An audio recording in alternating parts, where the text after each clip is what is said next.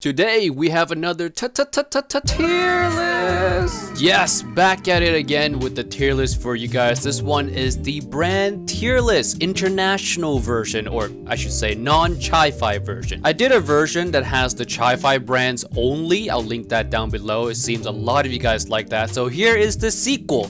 Non-CHIFI brands. Now I do realize there are hundreds and hundreds of brands out there, and I couldn't have possibly tried them all, not even like 10% of them I would think. So if you don't see a brand on here that you know, is for a couple reasons. Number one is I haven't tried them, or number two, I haven't tried enough of them. So for example, if a brand has 10 IEMs, I've only tried one or two of them, I'm not gonna rank them. That's not fair. I have to have tried at least all their popular stuff, or at least half of their collection for them to be included on this tier list. Okay, so with all that out of the way, let's finally jump into the tier list itself. The first brand, let me explain this first, I guess. The top spot is Legendary. Self-explanatory, amazing brand. Next one down is Solid. Overall good brand, not quite legendary, but overall good. You buy stuff from this brand, you're gonna be satisfied. Mixed bag is, you know, they have some good releases, some bad releases. You generally don't know what the quality of their next release is gonna be. That's mixed bag. Cult is for those brands that have a cult following. Maybe brands that I don't even like personally, but they have a strong enough following elsewhere that, you know, they deserve to be in at least cult. Last one is outcompeted. So brands that I think are outcompeted and don't really have a large cult following anywhere as well. So with that said, let's finally jump into the first brand here. We have one more. Now, if you are new to IEM space or you're searching on Google for IEMs, one more triple driver and one more quad drivers seem to always show up at the top of some award list or something. Even some YouTube channels talk about one more triple drivers and quad drivers as some of the best IEMs out there. I had actually, back in the day, bought both of them, and at the time I wasn't really into audio. I thought they were fine, but nowadays they're bad. Very mainstream, muddy, like think Beats by Dre type of sound, but a little bit better. So I'm gonna put this one in cult. It has a following in the mainstream media, a lot of followings actually, but as an audiophile, I don't recommend them at all. Next is 64 Audio. I mean, they have a lot of products, but I really only like 3 of them, I think. The U12T, the Trio is decent. The U4S is right now my current favorite. I think that one's awesome. And I think because the U4S came out, you don't really need the U12T anymore. They're either solid or mixed bag. I might change them later in the video, but I'm gonna put them in mixed bag for now, because there's the Forte series or Forte Blanche, which I really didn't like at all, and some of them are just, you know, for me just meh or mediocre. So I don't really know the quality of their next release. So I guess mixed bag works for now. Next brand is 7th Acoustics. Now this is a brand behind Supernova. You guys probably know that one the most, but they also make the Proxima, and I am a fan of both of them. So right now I'm gonna put them in solid, not quite legendary yet because they don't have a lot of releases, and so I want to wait for them to release more first before I decide if they deserve the legendary spot. That's in future videos. Next brand is Astell Kern. Now they're more known for DABs, sources device, that are super duper expensive. In their IEM department, they have some collaborations like the Astell Kern and Empire Ears Odyssey. They have the Pathfinder with Campfire Audio. They have their own as well. I think the 01 and 02. I've not tried a 01, but 02, Odyssey, and Pathfinder, I've tried all of those, and I didn't like any one of them. They're all tuned very wonky. So I would say they're outcompete, and especially for the prices of those IEMs as well, they're definitely outcompeted in the IEM, so not in sources. In sources, I'm not sure. Campfire Audio next. What is there to say about Campfire Audio? I would say 90% of their products I hate, because they just sound so wonky, so weird, bloated, muddy, whatever it is. They're just tuned awful. But a couple of them are actually very good. So the ones that I like from Campfire, I like a lot. And the one that I don't like from Campfire, I really don't like. So the one that I like are Andromeda, the new version and the old as well, and the Supermoon. Both of those I think are awesome. I own the Andromeda. I actually would like to buy a Supermoon one day.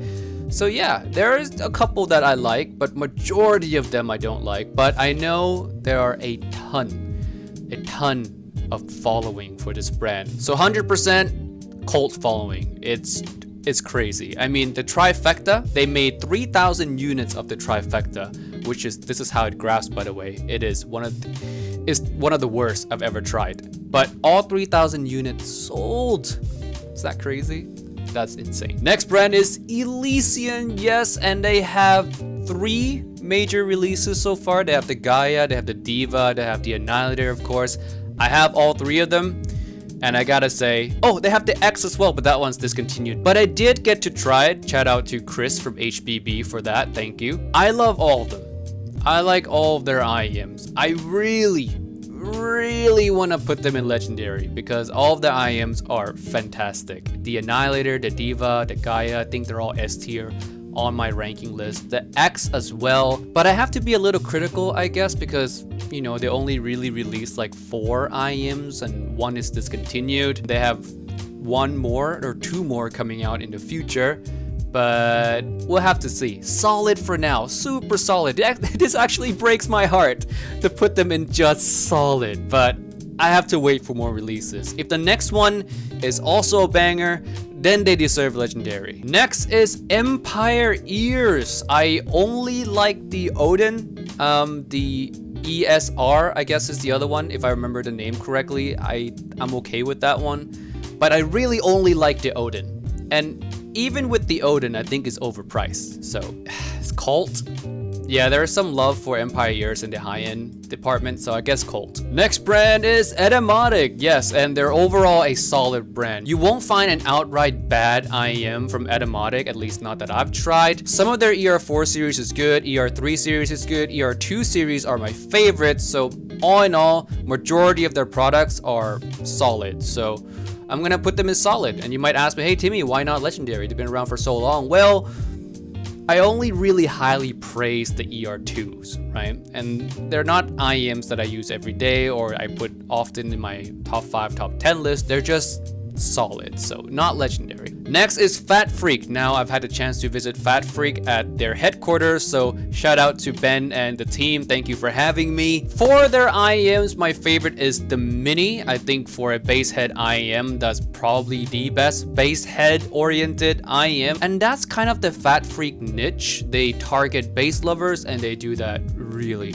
well. The Mini is their best product right now. I've tried the SE, which I think is nice as a bass head IEM as well, but I do think the Mini is better. The Grand Maestro is also alright. I do think it's overpriced though. Not better than the Mini. I still think the Mini is better. The Scarlet is a little bit more V-shaped than the Mini. I think that was supposed to be the Mini V2. They renamed it to the Scarlet. Correct me if I'm wrong on that. But that's a little bit more V-shaped version of the Mini, which I thought was okay. I still like the original Mini more. So all that is to say is Fatfreq right now, I think it's a mixed bag. I'll put them in mixed bag because the Maestro Mini that they did so well that I can't really grab any other IEM to compete with it. So they have their golden goose right now in that IEM. The rest of them are mixed, some good, some bad. So yeah, mixed bag. Next is Japan's Final Audio, and I gotta say they're outcompeted. I don't like any Final products, I think, except for like the A8000, which I like, as in it's not a bad IEM. I enjoy it, but I still think it's overpriced and it doesn't really compete with the market right now. The A whatever thousand series, I don't really like a lot of those ones, like A3000, A4000, A5000s. I didn't like them. The E series I thought were just really warm and lacking definition. So yeah, there it is, outcompeted. Oh, and by the way, we're not talking any TWS in this video, only wired IEM. Next, we have Fur Audio, and I'm gonna rank them by the products that they have for sale right now, and that is the Frontier series, the Neon 4, Krypton 5, Xenon 6, Radeon 6. They're not great. I think Radeon 6 is my favorite one, but even then it's still super overpriced.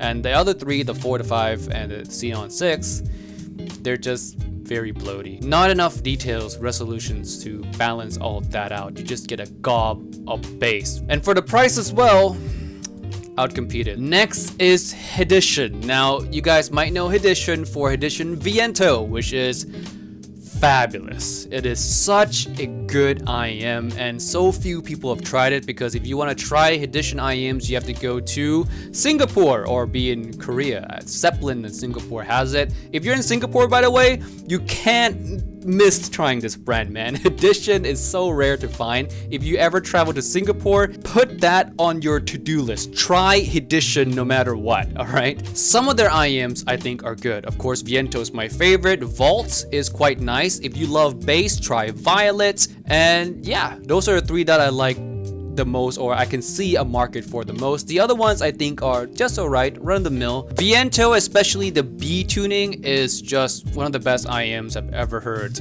on the market so far, and yeah, go try it. I would put Hidition in solid. Next is Japan's Madoo. This brand has 2 IEMs. They look very interesting. I'll try to put some pictures up for you guys, but unfortunately I didn't like how any one of them sound.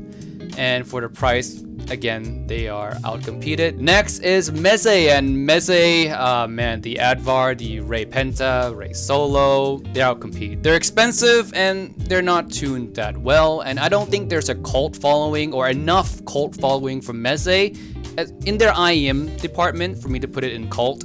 I know they have a huge following for headphones though, but in the context of IEMs, I have to say they're outcompeted. Next is Noble Audio. Now this brand is a mixed bag for me. I have some that I like the Khan and the Noble Khan, and the new Ronin was actually quite alright as well, though I want to spend more time with that one. But there's a lot of them that are just flat no. I did a first impression video for some of them. I'll try to find that video and link it down below for you guys. But yeah, a lot of them I don't recommend, and some of them are decent. So mixed bag. Next is Oriolus. How can you not know this brand? They're the brand famous for their $6,000, $9,000 IEM, the Trailie, or known in the community, the Bird. So this one, I only like Trailie, and it's expensive, like mega expensive, but I do like it. But the rest of them, hit or miss, like the Sayali, I don't know how to pronounce that one, and the Isabelle. I think both of those are just so-so. Mixed bag, I guess. It can go either way. It can go mixed bag or it can go cult, because their one IEM is actually super good. The rest of them, I wouldn't say they're outright bad either. So yeah, I guess mixed bag. Next is Sennheiser. Yes, Sennheiser. Now with Sennheiser, they have a lot of products, and the ones I like are the IE200 and the IE600. The rest of them I don't really like all that much. So for now, mixed bag. Yeah, their IE900, their IE300, both of those I didn't quite enjoy all that much. I wouldn't say the IE900 and 300 are outright bad IEMs. They're alright. They're just not competing with the rest of the market. While the IE200, IE600 actually exceeded my expectations. So yeah, they're mixed bag. Some great ones, some okay ones, a lot of meh ones. Next is Shure's. Now, you probably heard of this brand even before you jump into the audio hobby. And I gotta say, all their IEMs right now are just outcompeted. I don't recommend any Shure's IEM in this moment in time. The biggest issue I have with them is the tuning. They seem to be allergic to treble for some reason. The rest of the tuning is generally okay from bass to upper mid-range, but lacking in fun, sparkle, and anything treble related. Next brand is Sony. Now I know them for the M7, M9, and Z1R, all of which are still available for sale right now. I know Z1R is maybe discontinued in some countries, but last I checked on their website, it's still available where I am. They have some more affordable IEMs as well in the $10 to $40 range. I've not tried those ones. So in today's video, we're gonna rank Sony based on their 3 most popular models in the community, the M7, the M9, and the Z1R. They're all solid IEMs. M7, M9, the Z1R is actually fantastic, so they are at least a solid for me. Like definitely at least a solid for me. M7, M9, they're tuned a little bit warm, so might be too safe and too boring for some of you guys out there, but I can't say it's bad. It's just safe and good. M9 better than M7 a little bit, and the C1R is just speaks for itself. It cemented itself already in the community as one of the best endgame IEMs out there, especially if you're seeking bass. Next brand is a little bit hard to see. It says Oto, but it's supposed to be Subtonic. So they have Subtonic Storm, of course, the only IEM that they have right now. It's fantastic. I love the Storm. I wish it was more affordable. If it was in the range of like 1,000, 2,000, something like that, I might save up for it.